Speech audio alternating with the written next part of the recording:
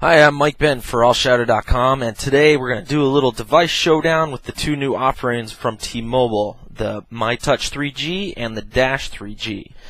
As you can see here, I got some of the older lineup thrown out here. Got the old Dash, put that off to the side, the old Wing, the old Shadow, and then the newer lineup, the UMA Shadow, the G1.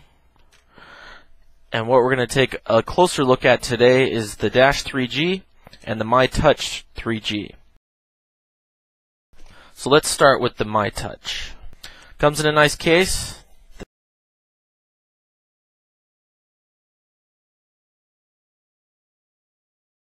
Zipper case, and I've already turned this one on and played with it. I chose to get the maroon model because I was kind of tired of the black and white. At the T-Mobile store, there are different shells that you can get for the back. Comes off real easy. Don't try to force it. Just press down on it and it will come off. A little bit of pressure. So don't try to pry it open or anything like that.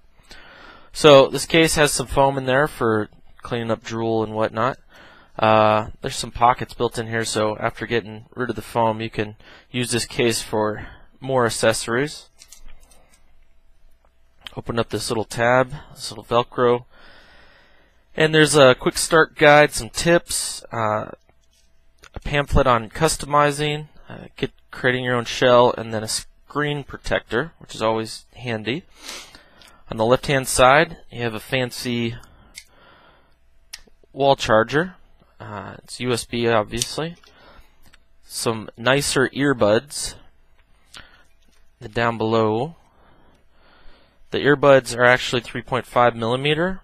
Even though the bottom of the myTouch, you need the adapter. So the adapter is actually in the case. There's a soft case for shining it up, keeping it from scratching. And here's the adapter. So you plug your headphones in there, got a little push to talk button, plugs into the bottom of the myTouch, and you're good to go. Otherwise, they're just headphones. What else we got in here? Some foam pads and rubber rings and a clip for the headphones, and a USB cable, and then underneath there more straps for accessories and whatnot. So you can pretty much use this case as a travel case for your myTouch or any other T-Mobile phones that you might have. Alright, so here's the myTouch. Let's do a little side-by-side comparison with the G1. One thing that you'll notice with the myTouch is it's actually a smaller device. It is thinner, slightly thinner. It's more rounded versus the blocky appearance of the G1. And it doesn't have a physical keyboard. So when you turn it on, you use the on-screen keyboard in either profile or landscape mode. And one thing many G1 users will notice right off the bat is the smoothness of the trackball. It's actually quite sexy versus the G1's trackball. It does have more ROM than the G1, and on the whole, I think G1 users will like the myTouch. It's a more rounded phone. We'll go into apps and whatnot later, but it does run Android. It comes with Android 1.5 installed, so you don't really need to mess around with updates, but it will update automatically just like the G1. Next up, we got the Dash 3G. Now this is actually a very nice smartphone. In the case, comes with some random goodies. I already took out the wall charger on this, but this car charger is actually one of the better ones I've seen on the market because of the coil. It doesn't get caught up in the car. It's always ready to go.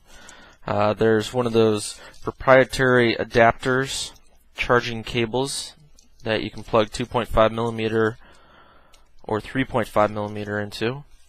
Comes with a case with the strap as well as a soft case. Some more of those headphones that we're all used to. And then in here is the user manuals.